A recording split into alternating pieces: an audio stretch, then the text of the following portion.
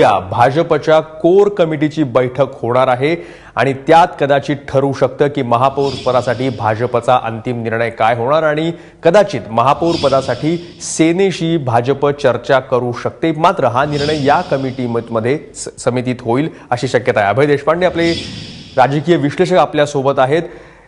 Deshpande sir, स्वागत आहे तुमचं। काय याच्यामध्ये अंतिम निर्णय होईल सेनेसोबत जाण्याचा? महापौर पदाच्या निवडणुकीसाठी उमेदवारी अर्ज भरण्याची सुरुवात परवा 4 तारखेला होणार आहे। त्यापूर्वी भाजप आणि शिवसेनेला आपल्याला पुढे युती करायची की नाही याचा निर्णय घ्यावा लागणार आहे। आज निवडणुकीचे निकाल जाहीर होऊन जवळपास 1 आठवडा उलटून गेला आहे, तरी या दोन पक्षांमध्ये प्राथमिक चर्चाही झालेली नाही। दोन्ही पक्षाकडे बहुमत नाही आहे, त्यांना एकमेकांची मदत घ्यावी लागणार आहे। परंतु ही मदत न घेता जर निवडणुकीला सामोरं जायचं असेल, एकमेकांच्या विरुद्ध लढायचं असेल किंवा त्यांना बिनशर्त पाठिंबा द्यायची काहीही भूमिका घ्यायची असेल तर त्याच्यासाठी प्राथमिक चर्चा होणं आवश्यक आहे। आणि त्याच्यासाठी आता उद्याचा एक दिवस राहिलेला आहे। आतापर्यंत हू ब्लिंक्स फर्स्ट याप्रमाणे कोण चर्चा सुरू करणार असा एक त्यांच्यामध्ये एक मला वाटतं की एक मुद्दा होता। तर कदाचित भाजपाकडून उद्या चर्चेचा प्रयत्न होईल, कारण उद्या रात्री साधारणतः उद्या सायंकाळी किंवा उद्या रात्री त्यांच्या कोर समितीची बैठक होणार आहे। या बैठकीपूर्वी शिवसेनेबरोबर युती करण्याचा किंवा एक काही तोडगा काढण्याचा प्रयत्न भाजपाकडून होण्याची शक्यता आहे।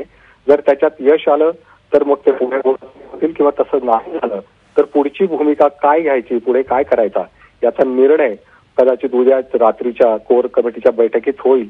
पण साधारणतः आज असं दिसतंय की भाजपा चर्चेच्या तयारीला दिसतंय। चर्चेची त्यांनी एक मला वाटतं की त्या दृष्टीने ते एक पाऊल पुढे टाकण्याच्या विचारात आहे। पण जर उद्या कोर कमिटीमध्ये काही निर्णय अपेक्षित असेल तर त्या अगोदर त्या बैठकीपर्यंत सेनेशी काही बोलणी भाजपकडनं होऊ शकतात?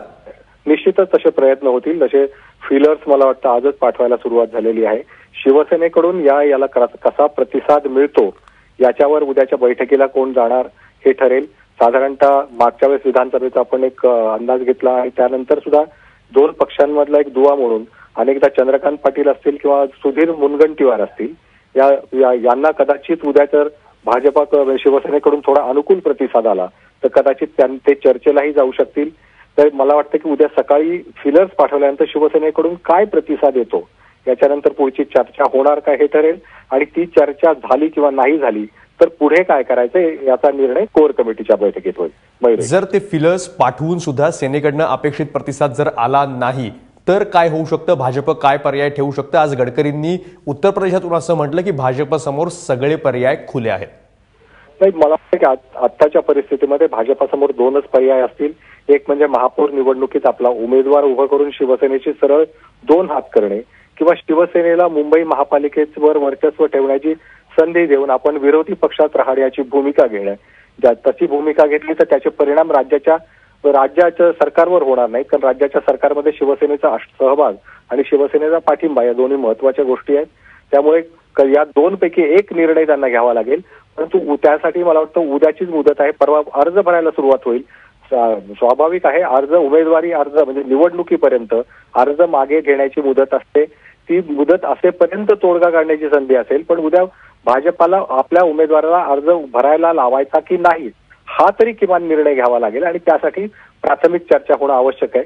बाकीच्या सगळ्या पर्यायाचा मला वाटतं की ते उद्याच्या रात्रीच्या बैठकीत निश्चितपणे विचार करतील। धन्यवाद देशपांडे सर, तुम्ही केलेल्या सगळ्या विश्लेषणाबद्दल, सांगितलेल्या शक्यतांबद्दल ज्या उद्या घडू शकतात।